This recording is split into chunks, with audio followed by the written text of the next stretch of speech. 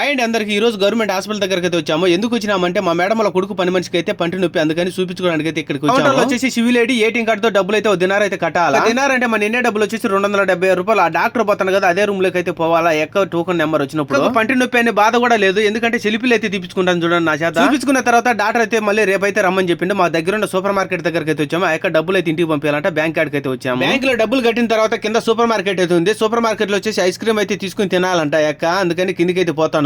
ఇది తింటే బాగుంటది, అది తింటే బాగుంటది అని లాస్ట్ ఒకటైతే తీసుకునేది. రానే వచ్చింది మసటి రోజు మళ్ళీ అట్నే హాస్పిటల్ దగ్గరికి అయితే వచ్చాము. ఏటీఎం ద్వారా డబ్బులు కట్టినాం కదా ఒక దినారు, అట్నే ఈ రోజు కూడా మళ్ళీ కూడా అట్నే కట్టించుకున్నారు. ఈ రోజే లాస్ట్ రోజు పనులకు స్కానింగ్ అయితే తీసేసి మళ్ళీ ఆ అక్కకైతే ఏం ట్రీట్మెంట్ ఇచ్చిందో ఏం అయిపోయింది. మెడికల్ స్టోర్ కి అయితే వచ్చి టాబ్లెట్ అయితే తీసుకుని పోతాం. ఇలా పనిచేసి ఆడవాళ్ళకి కానీ మగవాళ్ళకి కానీ కోవిడ్లో చూపించారు. ఏడైతే చూడండి ఒక్క పేషెంట్ కూడా లేదు. హాస్పిటల్ చూపించుకున్న తర్వాత వచ్చేసి సూపర్ మార్కెట్ కాడికి అయితే వచ్చాం. మళ్ళీ ఏడైతే సెల్ఫీ అయితే తీసుకునేది. కావాల్సిన ఐస్ క్రీమ్ వచ్చేసి ఒక అట్ట అయితే తీసుకున్నాము. ఆ యొక్క దవడంతో పాపం వాసిపోయి ఉండదు. ఈ వీడియో మీకు నచ్చినట్టయితే లైక్ కొట్టి సబ్స్క్రైబ్ చేసుకోండి.